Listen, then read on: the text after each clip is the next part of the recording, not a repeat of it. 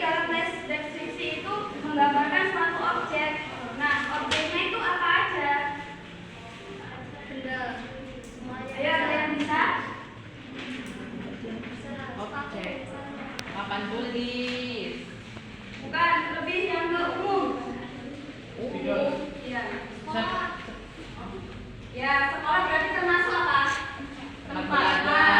Tempat. Makan. Terus? Makan. Kantin. Kantin. Ya, kalau kantin itu kan termasuk tempat. Ya. Ya, masuk juga tempat. Selain itu, Baju. kalau benda itu masuk dalam itu apa? Masuk termasuk dalam golongan benda ya. Benda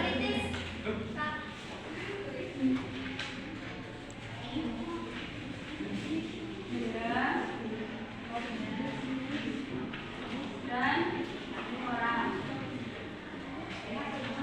Guru. Dalam tes deskripsi itu memiliki tujuan yaitu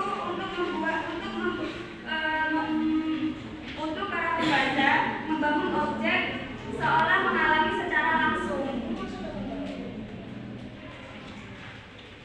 Di situ ada contoh tes deskripsi bisa diperhatikan yang berjudul ayahku atau panutanku.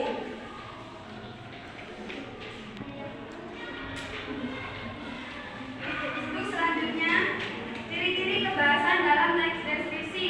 Yang pertama, itu ada menggunakan kata-kata khusus yang mengkonkretkan. Artinya, kata yang menjelaskan sesuatu itu dengan secara rinci, nyata, dan jelas sehingga pembaca atau pendengar itu bisa membayangkan dengan jelas apa yang dimaksud.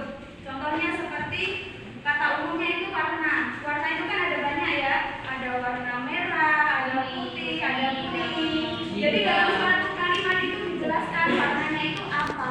Seperti contohnya, Mbak Anita memakai baju warna hijau. Seperti itu. Ciri yang pertama.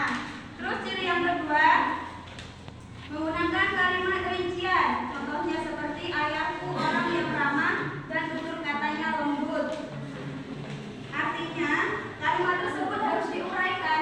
Jadi maksudnya ayahku itu memiliki sifat yang ramah dan lemah lembut. Terus yang ketiga, sinonim dengan emosi yang kuat. Sinonim sendiri itu apa? Persamaan kata. Persamaan kata. Jadi persamaan kata itu memiliki kekuatan emosional yang lebih tinggi. Contohnya, kalau kalimat umumnya itu kan senang.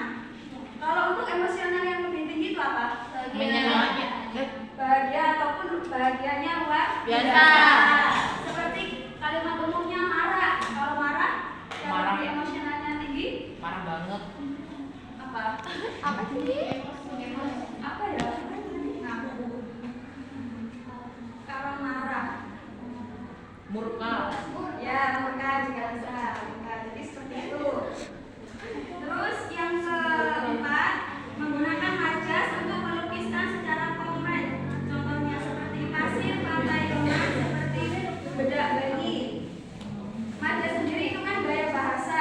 Dalam gaya bahasa itu menggambarkan sesuatu secara hidup, jelas dan nyata sehingga pembaca itu juga bisa merasakan dan membayangkan seolah-olah sedang melihat atau mengalaminya secara langsung. Terus yang kelima, menggunakan bahasa seolah pembaca dapat melihat, mendengar, dan merasakan apa yang dideskripsikan. Yang keenam